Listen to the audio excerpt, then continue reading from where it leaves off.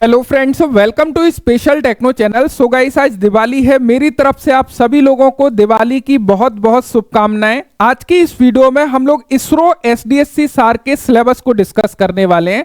यहां पर हम लोग देखने वाले हैं इसरो एसडीएससी सार किन किन टॉपिक से क्वेश्चन पूछता है, साथ ही साथ वो कौन से टॉपिक है जहां से in depth practical level question आप लोगों के पूछे जाते हैं, या ज्यादा क्वेश्चन किन टॉपिक से इंक्लूड किए जाते हैं। सबसे पहले आपको क्लियर होना चाहिए, चाहे इसरो एसडीएससी सार हो या फिर इसरो के अदर यूनिट हो, वो अपने ऑफिशियल सिलेबस को डिक्लेयर नहीं करते हैं। वो क्लियरली बोलते हैं कि हम आपके एजुकेशनल क्वालिफिकेशन से रिलेटेड क्वेश्चन पूछेंगे, जो भी आपका एजुकेशनल क्वालिफिकेशन का सिलेबस है वहां से क्वेश्चन पूछेंगे। लेकिन इसरो एसडीएससी सार के हमने काफी सारे प्रीवियस ईयर क्वेश्चन पेपर को डिस्कस किया हुआ है, साथ ही साथ इसरो के अदर यूनिट के काफी क्वेश्चन पेपर को डिस्कस किया हुआ है। तो एग्जैक्टली ये चीजें क्लियर है प्रीवियस ईयर क्वेश्चन पेपर के आधार पर कि इसरो किस तरह के क्वेश्चन पूछता है, किन टॉपिक से क्वेश्चन पूछता है। तो इस वीडियो में हम लोग कंप्लीटली डिस्कस कर रहे होंगे कि वो कौन से टॉपिक हैं जो आपके लिए महत्वपूर्ण है, साथ ही साथ कंप्लीटली किन किन टॉपिक से ज्यादा क्वेश्चन, तो सभी कुछ डिस्कस करेंगे। यहां पे मैंने इस जो सिलेबस आप लोग यहां पे देख रहे हो, जो मैंने आप लोगों के लिए यहां पे कंप्लीटली तैयार किया है, इसके पीछे 10 साल का एक्सपीरियंस है। और ये मेरा वादा है कि यदि इस सिलेबस के अकॉर्डिंग आप अपनी प्रिपरेशन को करते हो तो काफी ज्यादा चांसेस है कि आपका इसरो का एग्जाम निकलेगा।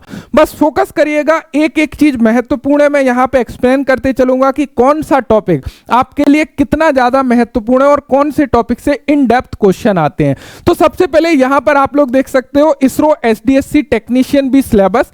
ये आपका ऑफिशियल नोटिफिकेशन में जो एग्जाम पैटर्न दिया है, सबसे पहले उस एग्जाम पैटर्न को समझिएगा। यहां पे चाहे आपकी कोई भी पोस्ट हो, जैसे कि टेक्नीशियन बी की बेसिकली हम लोग यहां पे फोकस कर रहे हैं, टेक्नीशियन बी यानी कि आईटीआई स्टूडेंट। बाकी जो एग्जाम पैटर्न है, चाहे वह टेक्निकल असिस्टेंट हो, साइंटिफिक असिस्टेंट हो, लाइब्रेरी असिस्टेंट ए हो, ड्राफ्टमैन भी हो, सभी के लिए इन्होंने एग्जाम पैटर्न सेम दिया है। सबसे पहले पॉइंट में इन्होंने इसमें क्या क्लियर किया है, यहां पे समझिएगा कि चयन का तरीका लिखित परीक्षा और कौशल परीक्षा के आधार पर होगा। यानी कि जो आपका सिलेक्शन है वो आपका सीबीटी एग्जाम, देन उसके बाद में आपका स्किल टेस्ट लिया जाएगा। एंड यहां पे इन्होंने क्लियर किया है कि जो रिटन टेस्ट बेसिकली होगा will be conducted in such a way that theoretical and practical knowledge आपके पास में है या फिर नहीं। यानी कि वहां पे आपको यह देखा जाएगा कि जो निर्धारित पाठ्यक्रम है, निर्धारित पाठ्यक्रम का मतलब क्या है, आपने यदि डिप्लोमा से अप्लाई किया है टेक्निकल असिस्टेंट में, तो आप जिस डिसिप्लिन में हो वहां से उस पाठ्यक्रम की बात हो रही है। यदि आपने फिटर ट्रेड से अप्लाई किया है तो यहां पे किस पाठ्यक्रम की बात हो रही है, आपके फिटर के सिलेबस के पाठ्यक्रम की बात हो रही है। वहां से यह जानने की कोशिश करेंगे कि आपकी theoretical knowledge and practical knowledge क्या है। और वास्तव में यदि इसरो के क्वेश्चन पेपर को देखा जाए तो वहां पे दोनों का कॉम्बिनेशन होता है क्वेश्चन में, कि यदि आप ओनली थ्योरी में बहुत अच्छे हो लेकिन प्रैक्टिकल चीजों को रिलेट नहीं करते हो, यानी कि चीजों को आपने रट के क्लियर किया है, समझा नहीं है, तो आप कभी भी इसरो के एग्जाम पेपर को नहीं निकाल पाओगे। यदि आपका कॉन्सेप्ट इन डेप्थ क्लियर है तो डेफिनेटली आप इसरो के एग्जाम को आसानी से निकाल पाओगे। वो उस तरीके का कॉम्बिनेशन कहीं ना कहीं रखता है, जहां पे थ्योरेटिकल क्वेश्चन होते हैं, आपके प्रैक्टिकल क्वेश्चन होते हैं, तो उस तरीके से यहां पे पूछा जाएगा। तो ये इन्होंने कॉमन इंफॉर्मेशन यहां पर दी हुई है। उसके नीचे यदि आप लोग जाते हो तो यहां पे आप देखोगे तो यहां पे जो आपका परीक्षा है उसका प्रारूप दिया हुआ है कि पैटर्न ऑफ एग्जाम आपका क्या होगा। यहां पे समझिएगा सभी पोस्ट की बात चल रही है, हम टेक्नीशियन बी के ऊपर डिटेल्स फोकस कर रहे हैं, फिटर के ऊपर फोकस कर रहे हैं। यहां पे जो आपका क्वेश्चन पेपर होगा उसमें सबसे पहले क्लियर होना चाहिए 80 एमसीक्यू पूछे जाएंगे, यानी कि 80 एमसीक्यू क्वेश्चन होंगे। और यह ध्यान रखिएगा, यदि आपने आईटीआई से अप्लाई किया है तो ये 80 एमसीक्यू में से यदि आप 68 से लेके 72 एमसीक्यू के आसपास नहीं पहुंचते हो तो इसरो में जॉब के चांसेस काफी कम है, बिकॉज कहीं ना कहीं कंपटीशन लेवल हाई रहने वाला है। नंबर ऑफ वैकेंसीज डेफिनेटली यहां पे कम होती हैं, ये आपको क्लियर होना चाहिए। तो यदि 80 में से आप सोच रहे हो कि सर 40 करेक्ट कर दूं, 50 करेक्ट कर दूं, 60 करेक्ट कर दूं, तो क्या मेरा चांसेस बनेगा? जी नहीं, कहीं ना कहीं 60 के ऊपर, और सोचिए कि 65 के ऊपर कहीं ना कहीं मैं नंबर लेके आ रहा हूं, करेक्ट कर रहा हूं, जब जो है काम बनेगा। इसको हल करने के लिए जो समय दिया जाता है वो कितना दिया जाता है, 90 मिनट का समय दिया जाता है, यानी कि 1.5 घंटे का समय आपको मिलता है। एंड यहां पे प्रत्येक क्वेश्चन को करेक्ट करते हो आप तो आपको 1 नंबर मिलता है। यदि आप किसी क्वेश्चन का गलत उत्तर देते हो तो वहां पे 0.33 मार्क्स डिडक्ट किया जाता है, यानी कि यहां पे 1/3 की नेगेटिव मार्किंग भी रखी गई है। तो यह चीज क्लियर होना चाहिए, यानी कि यहां पे 0.33 अंक की नेगेटिव मार्किंग है, नकारात्मक मार्किंग है। तो मुझे उम्मीद है यह क्लियर होना चाहिए। तो यहां पे आपको अच्छा स्कोर करना है तो इसके लिए डिटेल सिलेबस और टॉपिक आपको क्लियर होना चाहिए, तो वो अभी हम लोग समझ रहे होंगे। देन इसके बाद में जो आपकी चयन प्रक्रिया का अगला हिस्सा होता है वो स्किल टेस्ट यानी कि कौशल परीक्षा होती है, जहां पे आपकी जो ट्रेड है उस ट्रेड से रिलेटेड क्या आपको नॉलेज है या फिर नहीं। यदि आप फिटर टेक्नीशियन भी में अप्लाई कर रहे हो तो क्या आपको फिटिंग के बारे में नॉलेज है या नहीं, लेथ मशीन आप चला पाते हो या नहीं। तो इस तरह से आपका प्रैक्टिकल लिया जाता है और ये प्रैक्टिकल पूरी तरह से क्वालिफाइंग नेचर का होता है। यहां पे आपका कोई भी मार्क्स नहीं मिलता है, यानी कि यहां के मार्क्स आपके मेरिट में ऐड नहीं होते, फाइनल सिलेक्शन के लिए यूज नहीं किए जाते। यहां पे केवल और केवल आपको क्वालिफाइंग मार्क्स लेके आने होते हैं, ये आपको क्लियर होना चाहिए। अब देखो यहां पे थोड़ा सा इस 80 प्रश्न को यदि ब्रेक डाउन करते हैं तो ये 80 प्रश्न किस तरीके से ब्रेक डाउन होके निकल के आते हैं, यानी कि जो 80 क्वेश्चन है वो किस किस टॉपिक से पूछे जाते हैं। ध्यान रखिएगा, जो 80 क्वेश्चन है जहां पे हमने मेजॉरिटी ऑफ क्वेश्चन पेपर देखे एसडीएससी सार के या फिर अलग अलग यूनिट इसरो के, वहां पे ज्यादातर चीजें आपको ये मिलेंगी कि जो आपका ट्रेड थ्योरी वाला पोर्शन है, जो ट्रेड थ्योरी पोर्शन है वहां से जो क्वेश्चन आते हैं वो लगभग 60 क्वेश्चन 60 मार्क्स के पूछे जाते हैं। उसके अलावा आपका इंजीनियरिंग ड्राइंग यानी कि ईडी है, वहां से भी लगभग 10 क्वेश्चन आपके पूछे जाते हैं। और workshop calculation and science, this is the very very most important chapter या फिर सब्जेक्ट। यदि आपको इसरो का एग्जाम निकालना है तो WCS को बिल्कुल भी स्किप नहीं कर सकते हो, बिकॉज यदि इस टॉपिक को स्किप किया मतलब कि आपका इसरो का एग्जाम स्किप हो गया, समझ लो कि सिलेक्शन होना ही नहीं है। क्योंकि यहां से आप ये मान के चलो कहीं ना कहीं 10 मार्क्स का वेटेज आपको मिल जाता है। अब कई केस में क्या होता है कि 60 क्वेश्चन आपके थ्योरी के दे दिए, WCS के 15 दे दिए, 5 क्वेश्चन जो है कहीं ना कहीं ईडी के डाल दिए। कई बार ये जो रेशो है थोड़ा बहुत इधर उधर हो सकता है, लेकिन यदि कॉमनली आप ये देखोगे कि यदि 80 प्रश्न आपके एग्जाम में पूछे जा रहे हैं तो लगभग 55 से 60 प्रश्न आपके ट्रेड थ्योरी के आएंगे ही आएंगे। एंड WCS के मिनिमम 10 क्वेश्चन आपके आएंगे ही आएंगे। इवन वो 15 क्वेश्चन तक भी चला जाता है, जहां पे इंजीनियरिंग ड्राइंग के वो 5 क्वेश्चन की तरफ चला जाता है। कई बार 10 क्वेश्चन इंजीनियरिंग ड्राइंग के देखने को मिलेंगे, 10 क्वेश्चन WCS के देखने को मिलेंगे। इन द सेंस यदि WCS और ईडी दोनों को देखा जाए तो वहां पे WCS का वेटेज ईडी से लगभग ज्यादा होता है। तो सबसे पहली चीज ये क्लियर होना चाहिए कि यदि एग्जाम पेपर निकालना है तो केवल और केवल 3 सब्जेक्ट के ऊपर फोकस करना होगा। ट्रेड थ्योरी जो कि सबसे ज्यादा वेटेज आपका होने वाला है क्वेश्चन पेपर में, उसके बाद में WCS का वेटेज रहने वाला है, देन उसके बाद में इंजीनियरिंग ड्राइंग का वेटेज रहने वाला है। तो इन तीनों सब्जेक्ट को स्किप नहीं करिएगा। इसके अलावा क्या सर मुझे कोई जनरल नॉलेज पढ़ना है, क्या मुझे रीजनिंग की तैयारी करना है, नहीं, क्या मुझे मैथमेटिक्स पढ़ना है। मैथमेटिक्स पढ़ना है आपको, जो जनरल एप्टीट्यूड होता है जो आपके वर्कशॉप कैलकुलेशन के अंतर्गत आता है, केवल और केवल वही लेवल का WCS पढ़ना है। और मैथमेटिक्स जो WCS के अंतर्गत आता है उसमें कौन से टॉपिक इंपॉर्टेंट है वो भी हम लोग आगे समझ रहे होंगे।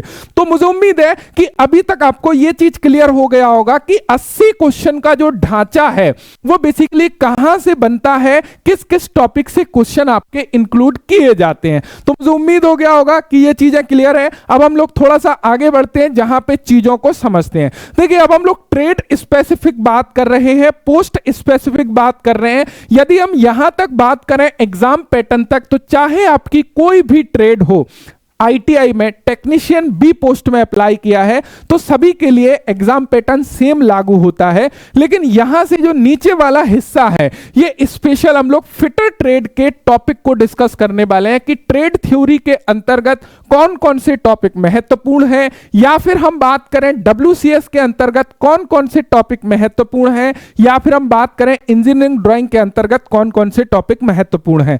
तो सबसे पहले हम बात करते हैं ट्रेड थ्योरी के कौन कौन से टॉपिक आपके महत्वपूर्ण हैं। देखिए सबसे पहला जो टॉपिक है वो है basic fitting operation.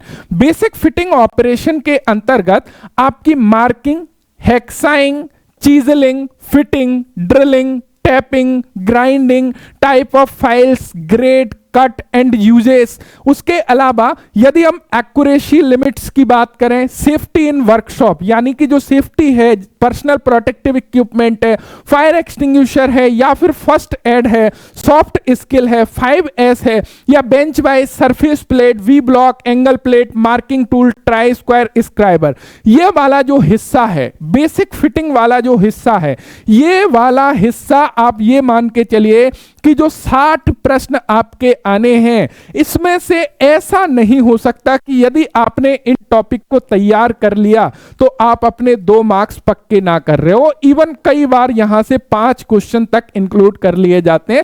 This is the backbone of fitter, ध्यान रखिएगा, this is the very very most important, क्योंकि ये एक बेसिक नॉलेज है जहां पे आपको इन ऑपरेशन के बारे में कॉमन इंफॉर्मेशन होना चाहिए, फाइल्स के टाइप्स के बारे में, डिफरेंट टाइप्स की फाइल कौन कौन सी होती हैं, फाइल्स के ग्रेड अकॉर्डिंग टू कट या फिर चीजलिंग, डिफरेंट टाइप की चीजल, तो ये सारी चीजें क्लियर होना चाहिए, चाहे चीजल एंगल हो। तो this is the very very most important. Next यदि हम लोग आते हैं मेजरिंग इंस्ट्रूमेंट, एक ऐसा टॉपिक कि इसके बिना आप कोई भी वर्कपीस को बना नहीं सकते हो। जब भी हम किसी वर्कपीस को तैयार करते हैं उसके लिए measuring instrument is the very very most important, क्योंकि जब तक आप वर्कपीस को मेजर नहीं करोगे करेक्टली बनाओगे कैसे।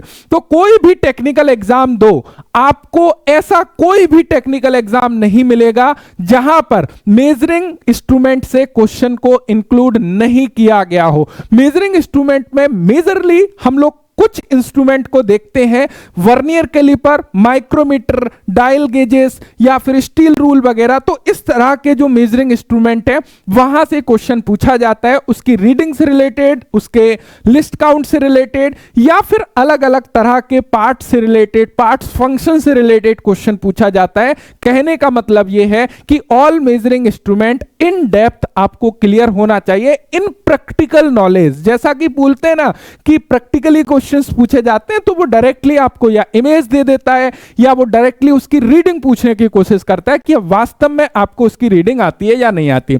इसके अंतर्गत vernier caliper, micrometer, outside, inside, depth, vernier height gauge, bevel protractor, slip gauges, feeler gauge, radius gauge, pitch gauge या फिर comparator, dial indicator, tolerance, limit fit tolerance is the very very most important. ध्यान रखिएगा किसके लिए, इसरो के लिए। यदि हम लोग इस टॉपिक की बात करें, लिमिट फिट एंड टॉलरेंस, ये पर्टिकुलर एक चैप्टर है, यहां से कोई भी इसरो एग्जाम नहीं है कि 2 या फिर 1 क्वेश्चन इंक्लूड ना करे, कई बार 3 से 4 क्वेश्चन भी आपको देखने को मिल जाते हैं। तो इसको ना इन डेप्थ आपको क्लियर करना है बहुत ही बारीकी से, चाहे वह ग्राफिकल क्वेश्चन दो या डिटेल क्वेश्चन दो। ड्रिलिंग ऑपरेशन में टाइप ऑफ ड्रिलिंग मशीन हमारी क्या है, bench type, pillar type, radial type, drilling processes क्या है, रफ, ब्लाइंड, एंगुलर, कब हमारा ओवरसाइज बनेगा, ड्रिलिंग के डिफेक्ट क्या क्या होते हैं, counter sinking, counter boring, reaming, chamfering, this is the very very most important operation. Tap drill size, tapping and dieing क्या है, drill angle, cutting speed, feed, RPM calculation किस तरीके से किया जाता है, ड्रिलिंग थ्रो आउट एंड बहुत सारी चीजें जो ड्रिलिंग से रिलेटेड हैं वहां से क्वेश्चन इंक्लूड कर लिए जाते हैं। तो ये भी हमारा एक इंपॉर्टेंट हिस्सा है। Fastener and joint, fastener and joint में रिविट्स की तरफ काफी ज्यादा जाते हुए दिखेगा, लॉकिंग डिवाइसेस की तरफ काफी ज्यादा जाते हुए दिखेगा, and nut bolts, stud, screw से एक कॉमन क्वेश्चन पूछ लिया जाता है फास्टनिंग से रिलेटेड। सीट मेटल में सीट लेआउट हो गया, डेवलपमेंट हो गया, कटिंग हो गया, बेंडिंग हो गया, फोल्डिंग हो गया, हेमिंग हो गया। तो इस तरह से क्वेश्चन यहां से भी देखने को मिलेगा। Gas and arc welding, welding एक ऐसा चैप्टर है फिटर में जहां से इसरो स्पेशली 1 से 2 क्वेश्चन इंक्लूड करता है, इसको आपको बहुत अच्छे से कवर करना है। लेथ ऑपरेशन, लेथ मशीन एक मेजर चैप्टर है और लेथ मशीन एक महत्वपूर्ण चैप्टर भी है। यहां से भी इसरो आपसे 1 से 2 क्वेश्चन इंक्लूड करता है। नेक्स्ट यदि पावर टूल एंड मेंटेनेंस की बात करें, अभी के एग्जाम में आपने ये नोटिस किया होगा कि मेंटेनेंस के ऊपर काफी ज्यादा फोकस किया जा रहा है, चाहे वह प्रिवेंटिव मेंटेनेंस हो, ब्रेकडाउन मेंटेनेंस हो। तो मेंटेनेंस के बारे में इन डेप्थ नॉलेज होना ये आपकी रिस्पॉन्सिबिलिटी है, क्योंकि हर डिपार्टमेंट चाहता है कि उसका मेंटेनेंस स्ट्रांग हो, हर ऑपरेटर को मेंटेनेंस के बारे में इंफॉर्मेशन हो। तो अभी एक पैटर्न चल रहा है, यदि आप लोग देख रहे हो कि मेंटेनेंस से थोड़े से ज्यादा क्वेश्चन इंक्लूड कर रहे हैं, ज्यादा क्वेश्चन देखने को मिल रहा है। तो इस चैप्टर को मैं आपको रिकमेंड करूंगा कि थोड़ा सा इन डेप्थ पढ़ लीजिएगा। बाकी जो इसरो कोर्सेस में है डेफिनेटली वहां पे इन डेप्थ सारी ही चीजें क्लियर है, तो आपको कोई भी दिक्कत आने वाली है नहीं। नेक्स्ट यदि surface finish and precision fitting की बात करें, स्क्रैपिंग, लैपिंग, हॉर्निंग, ये सारी चीजें क्लियर होना चाहिए। एंड यहाँ पे डबटेल, स्क्वायर, एंगुलर, स्टेप, ये सारी चीजें जो है क्लियर होना चाहिए, चाहे डबल पिन के बारे में, की, स्कॉटर एंड स्क्रू के बारे में हो। गेजेस एंड इंस्पेक्शन की बात करें तो स्पेशली डिफरेंट टाइप के गेज, चाहे plug gauge, snap gauge, ring gauge, gap gauge, जितने भी टाइप के गेजेस हैं वो गेजेस क्लियर होना चाहिए। पाइप वर्क एंड वॉल्व्स, जो पाइप एंड पाइप फिटिंग है वहां से आपकी चीजें क्लियर होना चाहिए। ज्यादातर यहां से जो क्वेश्चंस आते हैं पाइप ज्वाइंट से related, fitting, elbow, T, union, यहां से क्वेश्चन ज्यादा पूछ लिए जाते हैं। और बाकी सारी ही चीजें इंपॉर्टेंट है पढ़ने के लिए। तो आपके pneumatic and hydraulic, this is the important chapter, but यहां पे कुछ ही टॉपिक इंपॉर्टेंट है। बेसिक प्रिंसिपल पता होना चाहिए, एडवांटेज, कंपोनेंट्स पता होना चाहिए। Compressor, this is the very very most instrument. यदि हम लोग इसको देखें, एफआरएल यूनिट वाल्व से पूछ लेता है, एक्चुएटर से बेसिकली पूछ लेता है। सिंपल, न्यूमेटिक, हाइड्रोलिक, जो हमारे सर्किट कंस्ट्रक्शन है उनके जो सिंबल है वहां से जो है क्वेश्चन इंक्लूड कर लिया जाता है। पावर ट्रांसमिशन में हमारे जो टाइप्स ऑफ गियर हैं, गियर टर्मिनोलॉजी है, this is the very very most important. Definitely 1 से 2 क्वेश्चन आने की पूरी संभावना है। गियर टर्मिनोलॉजी अच्छी तरह से क्लियर होना जरूरी है। एंड यहां पर इरेक्शन ऑफ सिंपल मशीन्स की बात करें, यह काफी ज्यादा महत्वपूर्ण है, जहां पे लिफ्टिंग इक्विपमेंट हो गया, फॉर्कलिफ्ट हो गया, या हम लोग बेसिकली क्रो बार से किसी मशीन को फिट करते हैं, मशीन इंस्टॉलेशन हो गया, तो वो सारे क्वेश्चन यहां से इंक्लूड करने की कोशिश करी जाती है। तो ये हमारे ट्रेड थ्योरी के बेसिकली क्वेश्चन है, जो कि 60 क्वेश्चन लगभग इन टॉपिक से हमको देखने को मिल जाते हैं। इसके अलावा डिफरेंट टाइप की स्क्रू थ्रेड्स हो गए या और भी कुछ चैप्टर्स हो गए, लेकिन जो महत्वपूर्ण चैप्टर हैं वो यहां पे आप लोग देख रहे होंगे। लेकिन ट्रेड थ्योरी के अंतर्गत जितने भी चैप्टर आते हैं वो सभी महत्वपूर्ण हैं। ज्यादातर क्वेश्चन आपको इन चैप्टर से देखने को मिलते हैं, ध्यान रखिएगा। इसमें भी लगभग सारे ही चैप्टर हैं, लेकिन मैंने फिर भी गाइड एक कर दिया है कि कहां से किस तरह के कौन से टॉपिक महत्वपूर्ण है, राइट। तो ये चीजें क्लियर होना चाहिए। उसके अलावा अब आते हैं हम लोग नेक्स्ट जो है वो आ जाता है हमारा इंजीनियरिंग ड्राइंग। इंजीनियरिंग ड्राइंग के 10 क्वेश्चन लगभग पूछे जाते हैं, 10 की जगह पर 8 या 5 हो सकते हैं। उस केस में WCS का वेटेज थोड़ा सा बढ़ा हुआ दिखाई देता है। यहां पे यदि ड्राइंग में बात करें, सबसे महत्वपूर्ण है ड्राइंग में सबसे पहला चैप्टर, और जो है ड्राइंग का बेसिक, जिसके अंतर्गत ड्राइंग इंस्ट्रूमेंट आते हैं, टाइटल ब्लॉक, साइज, जो सीट साइज है, या type of line, lettering, dimension, scale and symbols हो गया, मैकेनिकल ड्राइंग हो गया। तो ये आपके लिए काफी ज्यादा महत्वपूर्ण है। यानी कि आप मान के चलिए कि यदि वो 5 क्वेश्चन देता है तो 3 क्वेश्चन इस टॉपिक से आपको देखने को मिल जाते हैं। उसके बाद वो प्रोजेक्शन एंड व्यू से यहां से 1 से 2 क्वेश्चन इंक्लूड कर सकता है, लेकिन ज्यादातर केस में देखा गया कि ज्यादातर जो भी क्वेश्चन है वो बेसिक ड्राइंग से ही आपके आ जाते हैं। लेकिन आपको चूंकि हम प्रिपरेशन कर रहे हैं तो हमको सारी ही चीजें क्लियर होना जरूरी है, हमारे सिलेबस में है, तो हम कोई भी चूक नहीं चाहते हैं। लेकिन मैं यहां पे ये चीजें क्लियर कर रहा हूं कि कौन सा ज्यादा क्वेश्चन किस टॉपिक से आते हैं। लेकिन ये सारे ही टॉपिक आपके सिलेबस में इंक्लूडेड है, तो इन सभी को आपको पढ़ना बहुत जरूरी है, इस बात का विशेष ध्यान रखिएगा। अगला चैप्टर है workshop calculation and science. This is the very very most important guys. मैं इतना बता रहा हूं कि यदि इसके ऊपर पकड़ बना ली ना, तो यहां पे हो क्या रहा है, यहां पे ये हो रहा है इसरो के एग्जाम में कि यदि उन्होंने ट्रेड थ्योरी का लेवल हल्का सा स्लाइटली डाउन किया, स्लाइटली डाउन का मतलब ये है कि 60 क्वेश्चन आ रहे हैं तो 40 क्वेश्चन सिंपल डाले, 20 तो वो इन प्रैक्टिकल लेवल पूछते ही हैं ट्रेड थ्योरी में, वहां पे WCS का जो लेवल है हल्का सा हाई हो जाएगा। तो WCS इंपॉर्टेंट है क्योंकि उसमें एप्टीट्यूड भी शामिल है, साथ साथ में फिजिक्स भी शामिल है, तो उसको समझना बेहद जरूरी है। यहां पर देखिएगा कौन कौन से टॉपिक महत्वपूर्ण है। देखिए डब्ल्यूसीएस की जब हम लोग बात करते हैं, यूनिट्स एंड अर्थमेटिक, यहां से एक कॉमन क्वेश्चन देखने को मिलेगा ही मिलेगा, चाहे वह रेशियो एंड प्रिपरेशन से हो, मैथमेटिक्स का लगता है वो आपको, लेकिन डब्ल्यूसीएस का होता है। एचसीएफ, एलसीएम हो गया, या यूनिट कन्वर्जन वगैरह हो गया, फ्रैक्शन हो गया, percentage and simple compound interest.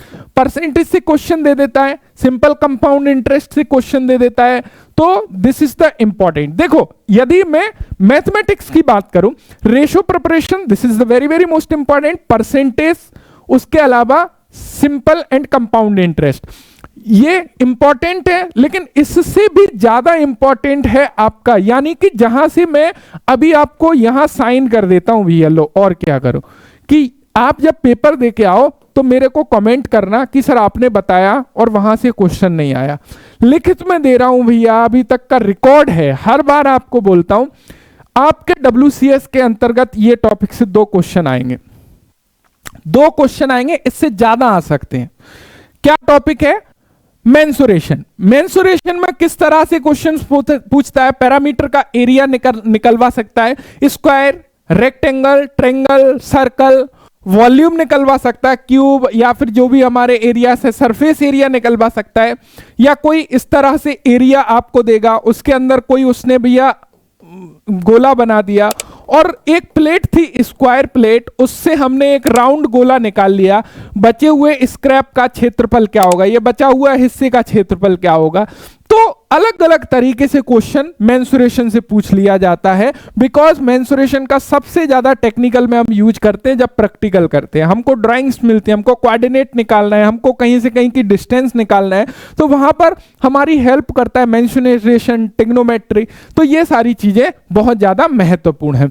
Machines में बात करें, फिजिक्स में work, power, energy, efficiency, question आने की पूरी संभावना है। Lever, simple machine, mechanical advantage, friction and its effect, this is the important हिस्सा, यहां पे ध्यान रखिएगा।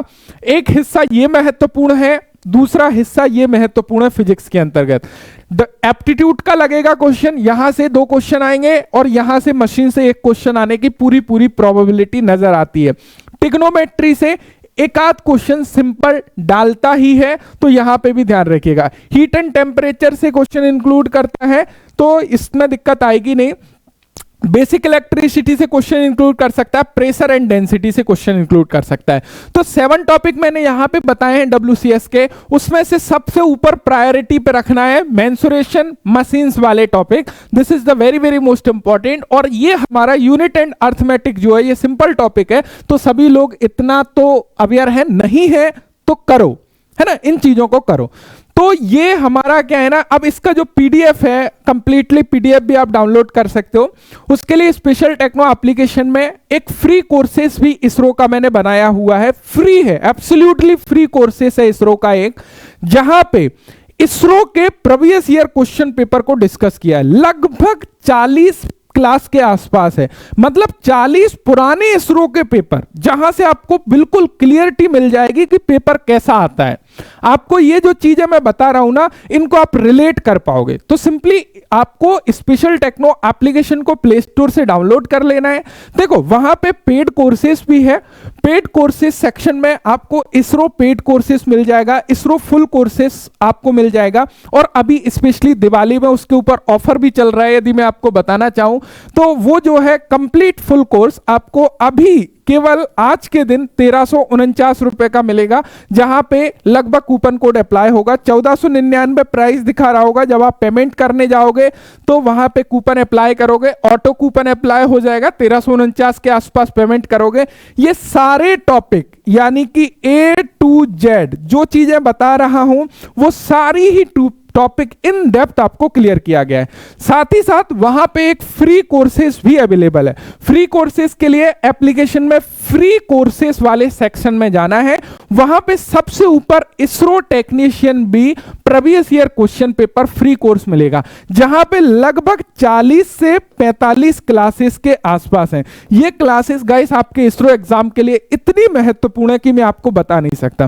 केवल और केवल ये क्लासेस इसलिए महत्वपूर्ण नहीं है कि डायरेक्टली यहां से क्वेश्चन आ जाएगा, वो तो आएगा ही, लेकिन ये इसलिए उससे ज्यादा महत्वपूर्ण है क्योंकि यदि आप इन क्लासेस को देख लोगे तो आपको एक विजन मिल जाएगा कि वास्तव में इसरो कैसा एग्जाम पेपर पूछता है, क्योंकि इन क्लासेस में हमने पुराने पेपर को डिस्कस किया हुआ है। तो मुझे उम्मीद है कि आप उस फ्री कोर्सेस में जाके इन क्लासेस को भी देखोगे और इस सिलेबस के पीडीएफ को भी मैंने डाल दिया है, तो इस पीडीएफ को भी आप जो है देख लोगे। Thank you so much video देखने के लिए, और मैं इस दिवाली यही उम्मीद करता हूं कि अगली दिवाली आपकी एक गवर्नमेंट एम्प्लॉय की दिवाली होगी। मेरी तरफ से आप सभी लोगों को best of luck and happy Diwali again बोलना चाहूंगा। इस सिलेबस के ऊपर मेहनत करिएगा। ये जो सिलेबस मैंने बताया है एग्जैक्टली चीजें आपको वहां पे मिलेंगी। ये एक तरीके से गाइडेंस समझ लीजिएगा। मेरा 10 साल का एक्सपीरियंस है इस फील्ड में, जाके मैंने खुद भी जॉब्स बेसिकली क्रैक करी हैं, तो ये आप बहुत अच्छे तरीके से ट्रस्ट करके इसके ऊपर काम कर सकते हो। अब देखो, गाइडेंस देना मेरा है, काम आपको करना पड़ेगा, राइट? तो एक पाथ मैं बता सकता हूं, उसके ऊपर मेहनत आपको करना पड़ेगा। कोर्सेस में भी वहां पे हमने सारी चीजों को क्लियर किया है, लेकिन एटलीस्ट क्लासेस तो आपको देखना पड़ेंगे। थैंक यू सो मच, मिलते हैं नेक्स्ट वीडियो में। Thank you so much, thanks for watching and bye bye.